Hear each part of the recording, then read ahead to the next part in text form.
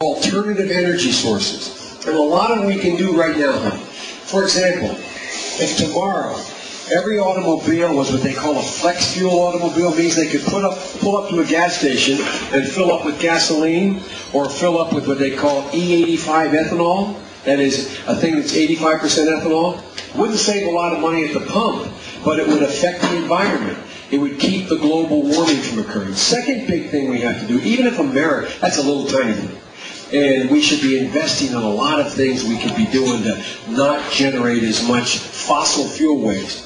I would go, and your dad will explain to you later, I would cap carbon emissions. I would say that you cannot emit any more carbon into the atmosphere than you're now emitting in the major power plants, forcing the bad ones to go out of business and have to go in and make the investment in clean burning technologies.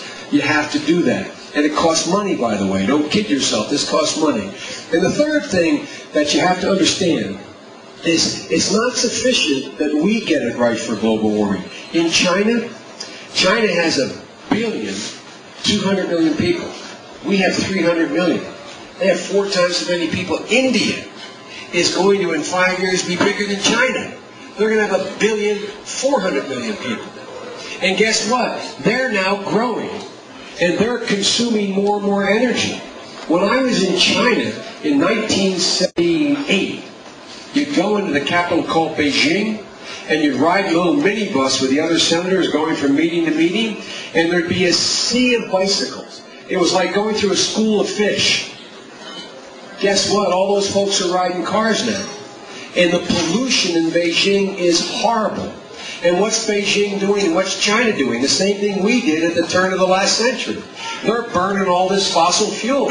So what we should be doing in terms of our investments, and I apologize for the long answer, but it's kind of important, is that what we should be doing is developing things like they're talking about in America, clean coal technology.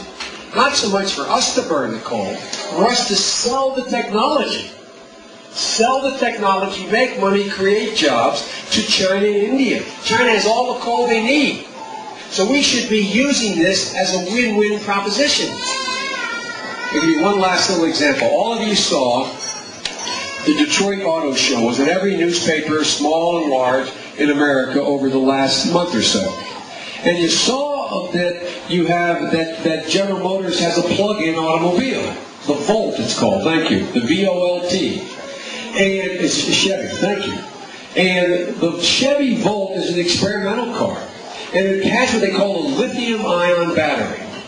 And what it means is that they say that they can develop this vehicle now where the average person drives 40 miles a day. On 40 miles a day, by just taking your car home and plugging it into the outlet of your garage like you plug in your toaster, you don't need to use any gasoline. Now, it does take energy because the electricity costs money.